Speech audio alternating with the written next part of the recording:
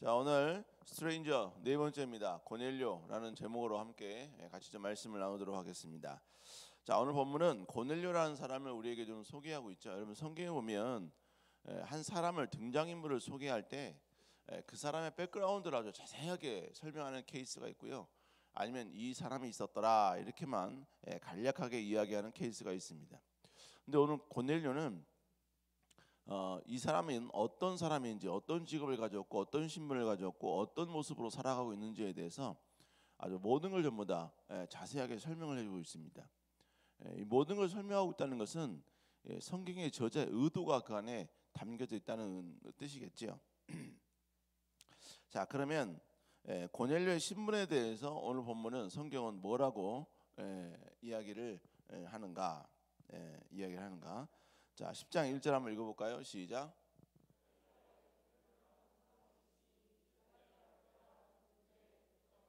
네, 본문에 보니까 그는 가이사랴 고넬료라는 사람이 있었다. 가이사랴에 고넬료라는 사람이 있었다. 그러니까 고넬료가 지금 머물고 있는 곳이 가이사랴다라는 것을 이야기하고 있죠. 근데 그는 어떤 사람이냐?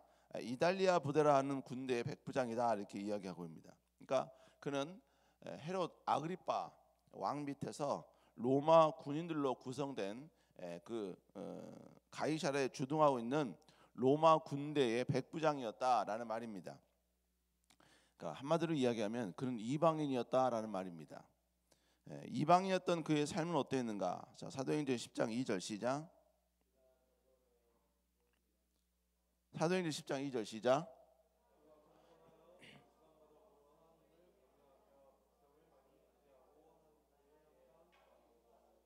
이건 10장 1절이고 10장 2절. 그가 어떤 사람이었는가를 이야기해주고 있습니다. 여러분 왜 1절과 2절은 서로 다른 의미로서 우리에게 이야기하고 있는데 그 의미가 뭐냐? 첫 번째 오늘 등장하는 사람은 하나님 이방인이었다. 두 번째는 누구냐? 이방인이었음에도 불구하고 그 시대에 누구보다도 하나님을 사랑했던 사람이었다라는 사실을 우리에게 이야기해주고 있습니다. 여러분 오늘 여러분과 같이 고넬료라는 사람에 대해서 이야기할 건데 결국은 고넬료가 하나님 앞에 위대하게 쓰임받는 도구가 되었다는 이야기죠. 하나님께 쓰임받을 수 없는 신분적 한계가 있음에도 불구하고 하나님께 쓰임받은 존재가 되었다. 그런데 그가 무턱대고 하나님께 쓰임받은 것이 아니라 그는 쓰임받을 수 있는 모든 조건을 다 갖추고 있었다는 얘기죠. 그게 결국 뭡니까? 그는 하나님을 경외했고 하나님 앞에 기도하는 사람이었고 그리고 그 기도와 구제가 하나님 앞에 상달된 사람이었다라는 것입니다. 그러니까 결국 그의 삶은 비록 이방인이었지만 하나님을 존중하고 하나님을 바라보고 하나님을 앙망하는 그런 사람이었다는 것이죠. 그랬을 때 하나님은 그 이방인을 통하여서 오늘 위대한 역사와 기적을 하나님께 베풉니다. 요즘 계속해서 지금 이 스트레인저라는 더 스트레인저라는 이런 제목으로는 계속 지금 우리가 저녁에 하고 있잖아요. 새벽에 하고 있잖아요. 그죠? 하다 보니까 이제 목사님이 잘 때도 그렇고 일어날 때도 있고 잠깐 의식이 있을 때는 계속 이 말씀을 이제 묵상을 합니다. 네, 묵상을 해요. 오늘 여러분 같이 고넬료에 대해서 할 것이고 내일 이제 사도 뭡니까 바울에 대해서 이야기할 건데 오늘 고넬료의 그 위대함은 뭐냐면요. 이방인에게 복음이 전파되어지는 이 모든 인프라를 완벽하게 완성한 사람이 고넬료입니다. 이게 되게 중요한 말이에요. 비몽사몽간에 깨달음, 몰입하다가 하나님의 주신 메시지예요. 내일 여러분과 같이 나누게 될 사도 바울은 어떤 존재냐? 여러분 사도 바울은 지금 이방인이었던 우리에게까지 복음이 증거되는 첫 스타트가 사도 바울이었습니다. 소름 돋지 않아요? 나만 돋나? 왜 이래? 왜 이렇게 장례식 분위기야? 목사님 이렇게 자다가 이거 깨닫고 나 막 소름이 돋았는데 그러시다 뭐 나 혼자 돋고 뭐 그러지 뭐. 근데 오늘 본문에 보니까 10장 이전에 그가 경건하여 이렇게 얘기하고 있거든요. 여기서 경건하다라는 그 말은 유세베스라는 헬라어인데 강한 경외심을 가진 그런 의미예요. 이게 무슨 얘기냐? 지금 유교적인, 지금 우리나라에 있는 그 유교적인 입장에서 뭐 경건함, 그래서 뭡니까 뭐 떠들지 않고, 여러 사람이 있는 장소에서는 뭡니까 좀 어느 정도의 권위와 이 모든 걸 지키면서 다리 떨지도 않고 추한 모습 보이자. 여러분, 그런 경건함의 의미가 아니란 얘기죠. 여기서 이 고넬료가 행했던 이 경건한 모습은 결국 뭐냐, 하나님을 진심으로 경외하고 경배하는 그 모습을 바로 경건하다라고 표현하고 있는 것입니다. 뿐만 아니라 그는 하나님을 경외했고 백성들을 많이 구제했을 뿐만 아니라 하나님께 항상 기도하고 있다라고 이야기하고 있습니다. 이제 내년에는 목사님이 이 구제에 대해서 한번 다시 하나님의 말씀으로 돌아가는 그 무브먼트를 한번 시작하려고 합니다. 왜냐하면 오늘 고넬료를 보니까 그는 하나님을 경외했기 때문에 구제를 했어요. 그러니까 구제가 자기를 드러내는 도구가 아니라 하나님을 경외하는 한 방법이었어요. 근데 또 하나, 이 구제가 하나님 앞에 상달되어지는 하나의 요소가 되더라는 거죠. 오늘 본문에 보니까 그의 기도와 구제가 하나님의 상달되었다라고 이야기를 하죠. 그래서 내년에 한번 우리가 이 구제에 관련된 부분을 한번 좀 이야기를 좀 하려고 합니다. 한번 좀 새롭게 한번 도전을 좀 하려고 합니다. 어찌됐든 간에 이렇게 하나님의 기쁨이 되었던 이 고넬료, 그에게 하나님이 임재하십니다. 그것이 10장 4절 5절에 나오죠. 거기서 뭐라고 이야기합니까? 자, 한번 읽어볼까요? 줄근 것만 시작.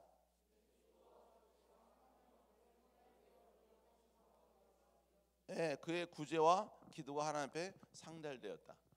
우리 사랑하는 성도 여러분, 우리가 크리스천이라면 최소한 고넬료보다는 더 위대해야 되죠. 그 말이 뭡니까? 고넬료의 기도가 하나님께 상달되었다면 예수 그리스도를 믿는 우리의 기도는 당연히 하나님 앞에 상달되어야 되죠.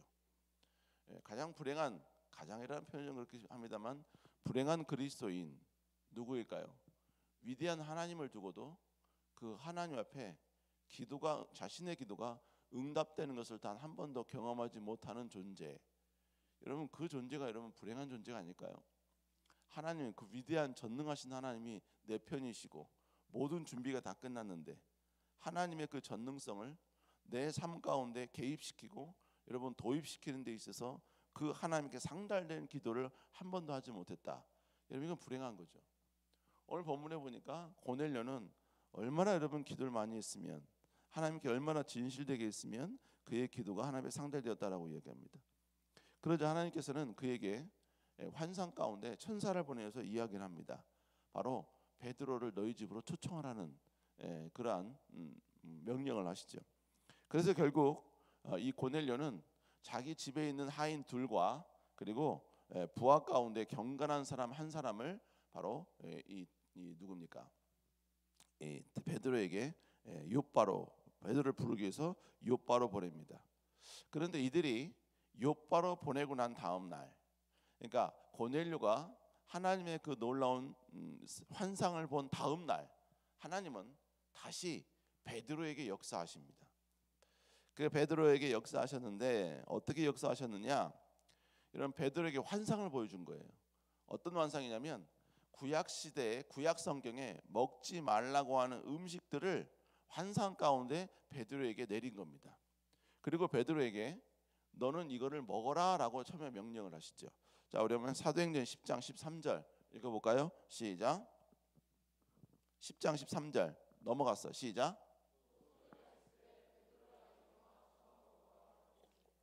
잡아먹으라는 거예요. 그러나 베드로가 거부를 합니다. 14절 시작.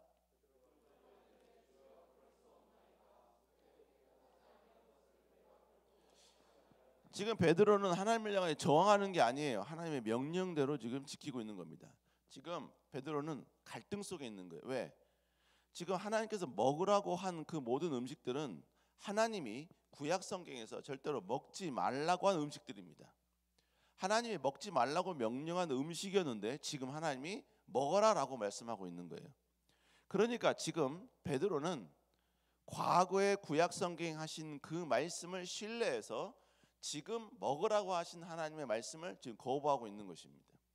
그러니까 지금 베드로는 저항하고 있는 것이 아니라 하나님의 말씀에 순종하고 있는 것이요. 그런데 하나님께서 그런 그에게 이런 말씀을 하십니다. 자, 그 다음 구절 15절 시작.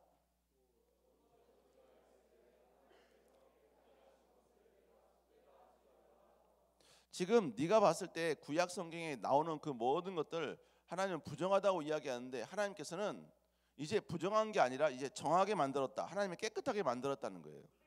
그러니까 이제 먹어도 된다. 이 말을 지금 이야기하고 있는 것입니다. 왜 깨끗하게 만들었는데 속되다고 표현하느냐? 지금 이 말씀인 거죠. 자, 이런 이후에 성령이 베드로에게 이런 말을 합니다. 자, 그러면 19절 20절입니다. 시작. 성령께서 그에게 말씀하시되 두 사람이 너를 찾으니 일어나 내려가 의심하지 말고 함께 가라. 내가 그들을 보내었느니라 하니라. 여러분, 결국 그때 고넬료가 보냈던 이 두 사람이 베드로를 찾지요. 그리고 베드로는 이 사람들을 찾아갑니다. 함께 가지요. 여러분, 그 당시에 이제 이게 오늘 본문의 전반적인 내용입니다.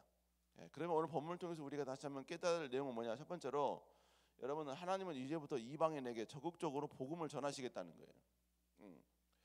당시 베드로와 모든 제자들 그리고 하나님의 성령을 경험한 사람들이 가지고 있었던 개념이 있었습니다. 그 개념이 뭐였었느냐? 자, 사도행전 10장 28절 시작.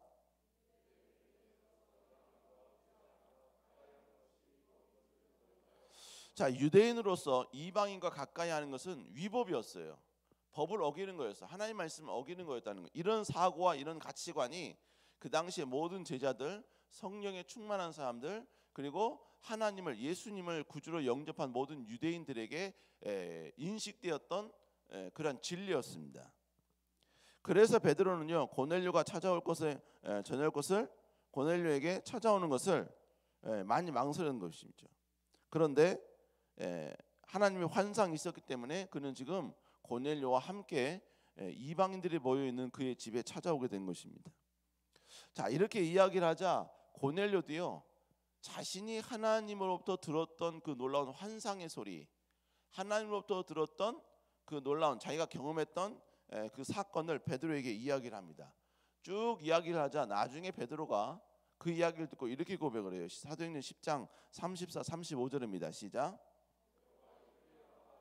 내가 참으로 하나님은 사람의 외모를 보지 아니하고 각 나라 중 하나님을 경외하며 의를 행하는 사람은 다 받은 줄 깨달음이라.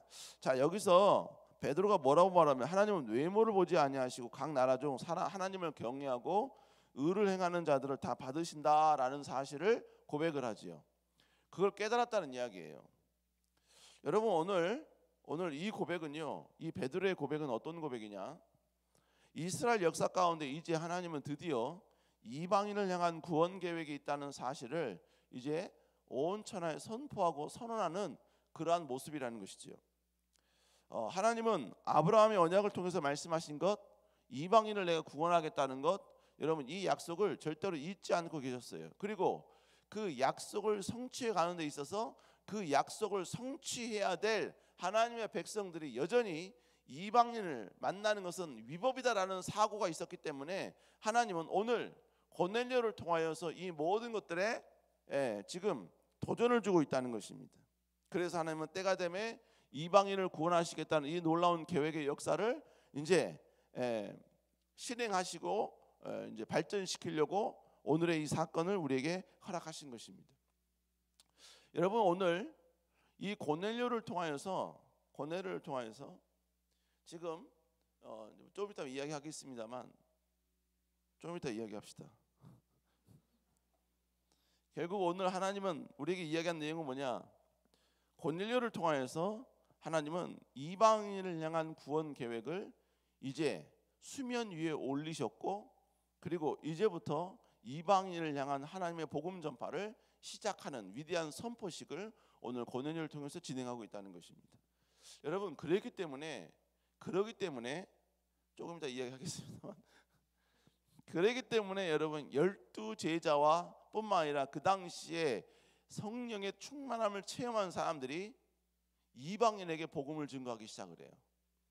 그 이방인에게 복음을 증거되면서 그 복음이 우리에게까지 오게 된 것입니다.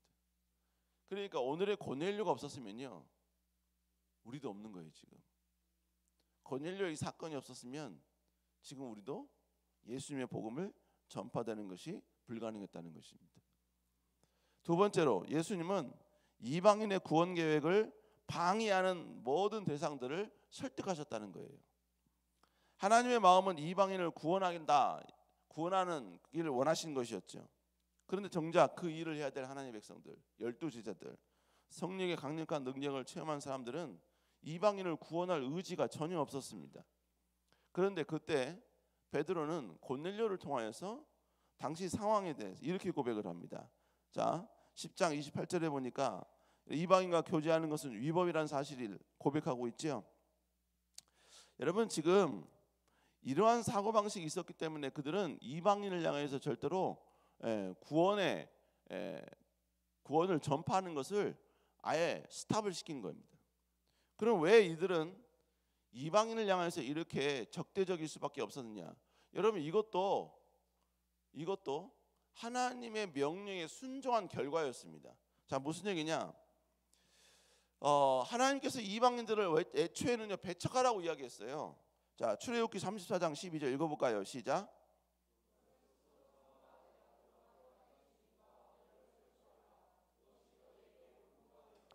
너희는 너희가 들어가는 땅의 주민들과 언약을 맺지 말라 그랬습니다. 왜? 이게 너희가 올무가 되니까. 하나님은 여호수아도 마찬가지고 또 모세에게도 마찬가지고 지속적으로 이야기했던 게 뭘 말하냐? 절대로 그 땅의 거민들과 어떤 계약들, 어떤 언약들 하지 말아라. 그들의 문화 받아들이지 말아라. 절대로 그들과 교제하지도 말고 그들과 결혼하지도 말아라.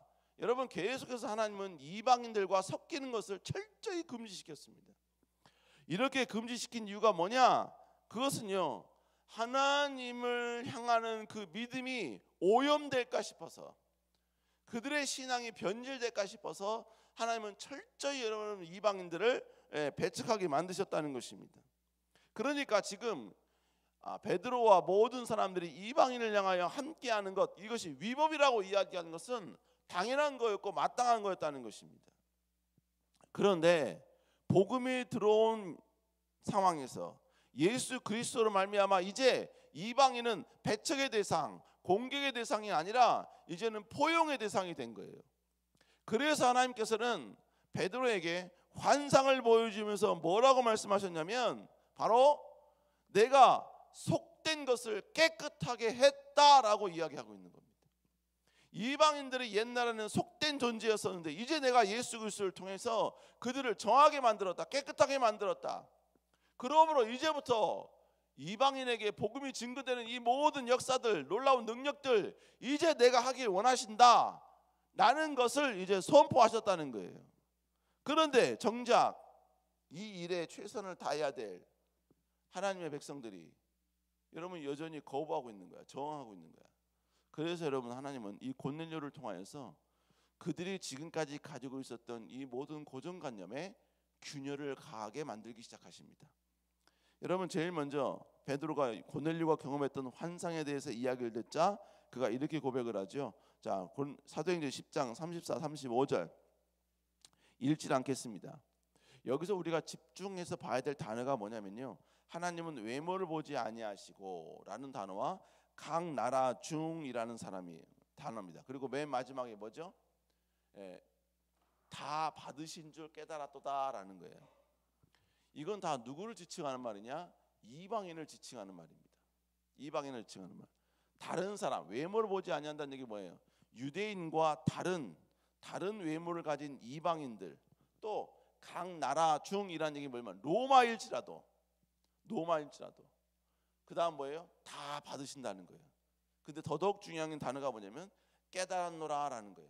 지금 베드로가 옛날에는 이방인은 절대로 너 받아들일 수 없어 라는 고정관념이 있었는데 지금 그의 고정관념에 지금 균열이 가기 시작하는 거야. 깨달은 거야. 하나님이 이렇구나. 하나님이 이런 마음을 갖고 있구나. 하나님이 이방인을 향한 생각이 이렇구나. 지금 베드로가 지금 깨닫기 시작한 거야.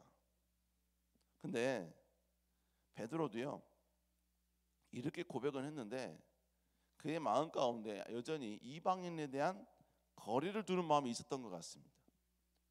왜냐하면 그 다음 사건에 베드로가요 이 깨달음이 있다고 말한 이후부터 베드로는 예수 그리스도에 대해서 모든 고넬료와 고넬료 가족들에게 설교를 합니다. 설교를 한참 동안 해요.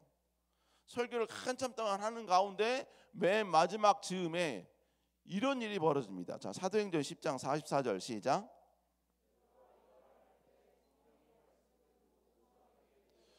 베드로가 이 말을 할 때 여러분 성령이 말씀을 모든 사람에 내려온다라고 이야기하고 있습니다. 하나님의 강력한 성령의 임재가 지금 그들 가운데 임하는 상황이 발생한 것이죠. 자, 이 모습을 보고 베드로와 함께 왔던 신자들이 놀랍니다. 자, 10장 45절 시작. 이방인에도 성령을 부어 주심으로 말미암아 놀라니. 여러분 지금 베드로가 오늘의 이 사건, 즉 성령이 이방인에게 임하는 사건을 보면서 그는 분명히 깨닫습니다. 먼저 놀랬죠. 놀랬다라는 표현은 결국 뭡니까? 이런 일이 일어날 줄 몰랐던 거죠. 이방인에게 어떻게 성령이 임해? 이방인에게 어떻게 자기에게 임했던 이 놀라운 성령의 역사가 어떻게 나타나느냐고요. 감히 상상할 수 없는 일들이 지금 일어난 거야. 그러니까 베드로는 지금 아까 조금 전에 이방인에게 복음이 증거되는 걸 깨달았다라고 이야기를 했지만, 여러분 더 강력히 이방인을 진짜로 하나님이 품길 원하신다는 이 하나님의 마음을 100% 깨닫지 못한 거죠. 그래서 성령의 임재의 모습 보고 이들이 놀란 거야. 와, 어떻게 이방인에게 이런 일이 일어날 수 있지? 어떻게 하나님이 이방인에게도 우리 유대인에게 주었던 이 성령의 능력을 이 사람들에게 줄 수 있지? 여러분 결국 베드로는 이 두 가지의 사건, 치명적인 사건은 성령의 임재 사건이죠. 고넬료에게 성령의 임재가 임하고 그들의 식구들에게 임하는 이 사건을 보고 여러분 그는 완벽하게 깨닫습니다. 아, 하나님은 이방인에게도 복음이 증거되길 원하시는구나. 여러분 결국 하나님은요 이 고넬료를 통해서 계속해서 하시는 게 뭐냐, 지금 한 이방인에게 복음을 증거해야 될 예루살렘과 온 유대와 사마리아와 땅끝, 이 땅끝이 결국 여러분이 이방인 아닙니까?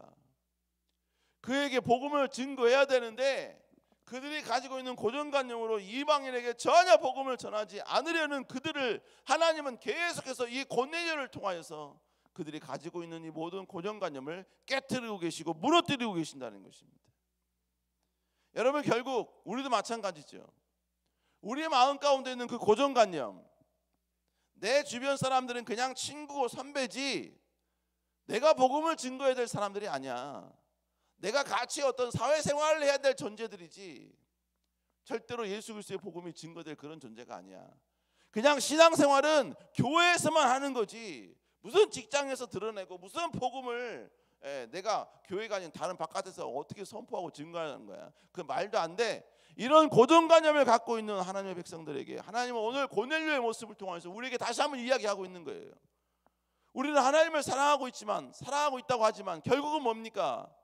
이방인에게 하나님의 마음이 있다는 사실을 깨닫지 못한 베드로의 이전의 모습과 우리의 모습과 똑같다는 이야기죠. 여러분 그래서 계속 하나님은요 베드로를 막 짓밟거나 막 때리거나 막 채찍질하는 게 아니라 그들이 가지고 있는 모든 개념관념을 이 고넬료를 통하여서 계속해서 여러분 하나님의 마음을 그들에게 인식시키시고 하나님은 어떤 생각을 갖고 있고 하나님의 소망이 무엇인지를 계속해서 그들에게 증거하고 계시고 나타내고 있다는 것입니다. 근데 문제는 뭐냐? 예루살렘 교회였어요. 무슨 얘기냐? 여러분 베드로도 수지자이긴 하지만 결국 뭡니까? 12명 중에 한 명이었고 수많은 성령의 임재를 체험한 사람들 가운데 여러분 지도자였어요. 근데 지도자의 마음은 바뀌었는데 결국은 뭐냐? 11 제자들과 성령의 경험한 모든 성도들의 마음은 여전히 이방인을 향해 배척하고 있었다고요. 이 모든 사람들, 즉 11제자, 베드로를 제외한 11제자와 성령의 임재를 체험한 모든 백성들을 통칭해서 성경 뭐라고 하냐면 예루살렘 교회 이렇게 이야기합니다. 그렇게 성령을 체험했던 사람들이 지금 예루살렘의 교회를 이루고 있었거든요. 근데 그 교회에서 사역을 하다가 베드로가 고넬료에 가서 이 놀라운 기적과 역사를 체험한 거거든요. 여러분 그런데 베드로가 이방인에게 찾아갔다, 이방인과 교제했다라는 이야기를 듣고 예루살렘 교회가 들썩이기 시작합니다. 그리고 들썩이면서 베드로를 비난하기 시작을 해요. 자, 우리 한번 사도행전 11장 1절 2절 읽어볼까요? 시작.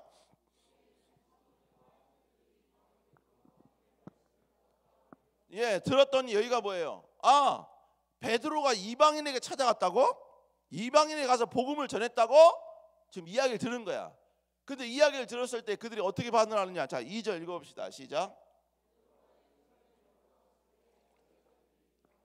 베드로가 지금 예루살렘 교회에 왔어요. 그러자 수많은 할례자들, 이 할례자들이 결국 누구 말입니까? 유대인이면서 강력한 성령의 임재를 체험한 11 제자와 그리고 그 11 제자와 함께 예수님을 믿고 있는 수많은 무리들을 이야기하고 있는 거예요. 그들이 행했던 행동이 뭐예요? 지금 베드로를 비난하고 있습니다. 비난하고 있어요. 그러자 베드로가 모든 사건들 다 이야기합니다. 자기가 경험했던 그 환상, 그거를 자기를 비난했던 사람들에게 이야기를 해요. 그러면서 베드로가 맨 마지막에 이렇게 이야기합니다. 11장 17절 맨 마지막 읽어볼까요? 시작.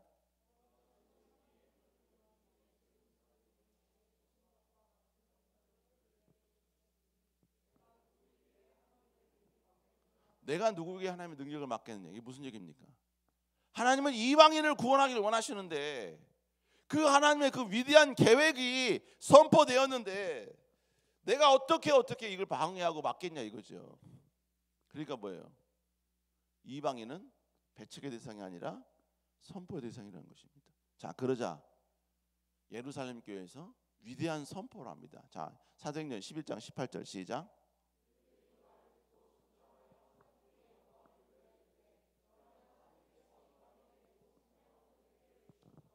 여러분 결국 뭐예요? 하나님께서 이방인에게 생명 얻을 회개를 주셨도다. 여러분 이 놀라운 선포가 예루살렘 교회에 여러분 확연하게 증거된 이후서부터 여러분에게 복음이 증거되는 그 모든 시작이 시작된 것입니다. 나에게까지 복음이 오기까지 그러려면 결국 뭐예요? 그 당시에 12 제자들과 모든 여러 믿는 자들이 이방인에게 하나님의 복음이 증거될 수 있다, 이게 하나님의 마음이다 라는 생각이 들어오고, 그리고 여러분요 이방인들에게 복음이 시작이 돼야 그래야 우리에게 복음이 오는데 그들은 거부하고 있었거든요. 근데 하나님이 지금 이 고넬료를 통해서 이 모든 역사와 능력을 행하게 하셨다는 것입니다. 결국 뭡니까? 하나님은 이방인에 대해서 거부하고 있는 12 제자와 모든 예루살렘의 성도들의 마음을 하나님은 조금씩 바꾸시고 계십니다. 내 마음은 이거야. 내 마음은 이방인을 구원하길 원하시는 거야. 내 마음은 이방인을 버린 존재가 아니라 다시 이스라엘 백성들을 세우고 예수 그리스도를 보낸 이후에 예수님을 통해, 즉 아브라함의 자손 예수님을 통하여서 이방인에게 복음이 증거되길 원해. 이게 내 마음이야. 이걸 계속해서 전달하고 계신다는 것입니다. 우리 사랑하는 청년 여러분, 이게 하나님의 마음인 줄로 믿습니다. 이게 하나님의 소망이고 하나님의 애절한 고백이면서 그리고 하나님의 간절한 소망이라는 것이죠. 여러분, 그러므로 우리는 이방인 선교, 우리가 다 이방인입니다만 우리가 뿐만 아니라 믿지 않은 다른 사람을 복음 전파하는 것, 여러분 이건 절대로 멈춰서는 안 된다는 얘기예요. 아멘. 여러분 결국 세 번째로 하나님은 이방인 고넬료를 통해 이방인 선교의 문을 여셨다는 얘기죠. 자, 무슨 얘기냐? 참 중요한 건데 결론이에요. 결론입니다. 우리는 오늘의 이 사건을 고넬료 개인의 사건으로 보는 약간 좀 내로우한 그런 시각으로 고넬료를 바라보기도 합니다. 그래서 오늘 본문을 하나님이 고넬료를 하나님께 축복하시고 고넬료를 구원하셨다. 고넬료를 다시 회복하셨고 그의 가정을 회복하셨다. 그래서 뭐야? 기도와 구제, 이게 상달되었으니까 우리도 하나님 앞에 고넬료처럼 이방인이지만 열심히 우리 기도하고 구제하자. 이게 틀린 건 아니에요. 틀린 건 아닙니다. 근데 오늘 본문에서 하나님이 우리에게 말씀하신 내용은 뭐냐면, 하나님은 이방인 선교를 해야 되는데 이방인 선교에 대해서 너무나 견고한 진, 배척의 진을 갖고 있는 이 12 제자와 모든 제자들을 하나님은 깨부시기 위하여서 고넬료를 사용하신 것입니다. 그러니까 고넬료의 회복, 그것도 1차적인 건데 더 큰 하나님의 계획은 뭐냐? 고넬료를 통하여서 이방인 선교의 문을 여신 거예요. 하나님의 마음이 이방인에게 있다는 이 놀라운 사실을 하나님의 백성들에게 선포하고 선언하는데 고넬료를 사용하신 것입니다. 이방인이었던 고넬료를 사용한 거예요. 근데 그런 고넬료는 어떤 존재여야 돼? 하나님 앞에 하나님을 경외하고 하나님 앞에 기도하고 말씀대로 구제하는 존재이어야만이 하나님께 쓰임 받을 수 있기 때문에 하나님은 그런 고넬료를 사용하셨다는 것입니다. 사랑하는 여러분, 이 시대에 믿지 않은 누군가를 향하여서 하나님은 너를 사랑하시고 너를 구원하길 원하시는 이 하나님의 놀라운 구원 계획을 이루시기 위하여서 지금 이 시대에 고넬료와 같은 여러분들을 사용하길 원하십니다.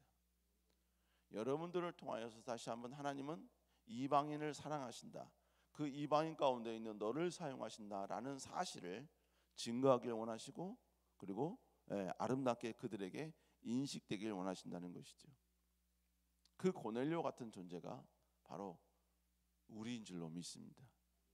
그러므로 여러분, 우리는 침묵해서는 아니 됩니다. 침묵해서는 아니 돼요. 뭡니까? 목사님이 알고리즘에 의해서 어떤 넷플릭스에서 뭐 하나가 떴어요. 그게 뭐냐면 제목도 뭘또 몰라. 근데 뭐냐면 사람들에게 누가 이제 뭐 이렇게 뭐 안경을 이렇게 썼는데 그 안경을 보니까 사람들 머릿속에 이 머리 위에 빨간 줄이 다 보인다는 거야. 빨간 줄이. 그 빨간 줄이 결국은 다 뭐냐? 그 사람이 누구와 성관계를 했는지를 다 지칭하는 그런 빨간 줄이라는 거야. 나도 그걸 좀 하나님이 좀 그런 안경을 나한테 줬으면 좋겠어. 그래서 다 보고 다 하나씩 불러가지고 너 잠깐 일로 와봐. 너 잠깐 일로 와봐. 근데 중요한 건 뭘 말하느냐? 하나님은 우리에게 보이지 않지만 또 다른 빨간 줄을 파란 줄이라 합시다. 파란 줄을 우리에게 만들 수 있는 힘을 줬다는 얘기예요. 그 파란 줄은 결국 뭐예요? 나를 통해서 하나님의 복음이 증거되는, 그래서 이 사람이 구원받게 하는, 내가 이들이 하나님께 돌아오게 만드는 그런 사람에게 다시 나를 통해서 하나님께 돌아오는 이방인들, 그들에게 하나님이 파란 줄을 이렇게 연결시켜 준 거지. 그래서 이 파란 줄은 계속해서 또 다른 누군가에게 연결이 되는 거야. 제가 말한 게 이해가 돼요? 이해가 됩니까? 그러니까 뭐야? 맨날 자기 신앙에만 급급한 사람들, 복음 전파하는 것이 부끄러운 사람들은 이 줄이 하나도 없는 거지. 결국 뭐야? 누군가로부터 받은 줄만 있지 나를 통해서 나간 줄은 없는 거야. 뭘 말하느냐? 이방인을 구원하기를 원하신다라는 이 하나님의 마음은 마음의 결과로서 내가 예수 그리스도를 믿게 된 거죠. 근데 나에게 증거된 복음이 나에게서 멈추면 안 된다고요. 내가 종착지, 터미널이 되어서는 안 된다고요. 나는 그게 뭡니까? 인터체인지가 돼야 돼요. 복음이 나한테 왔으면 나를 통하여서 다른 누군가에게 새롭게 증거되어지고 새롭게 퍼져나가고, 그래서 그 퍼져나간다는 게 결국 얼마나 겁니까? 이방인을 구원하길 원하시는 하나님의 마음에 순종한 결과인 것이죠. 우리 사랑하는 여러분, 오늘 다시 한번 여러분이 이 시대에 고넬료와 같은 존재가 될 수 있기를 주의 이름으로 축복합니다. 축복합니다. 모니터가 없어서 그런가 좀 고함을 질른 것 같아요. 그래서 배고파요.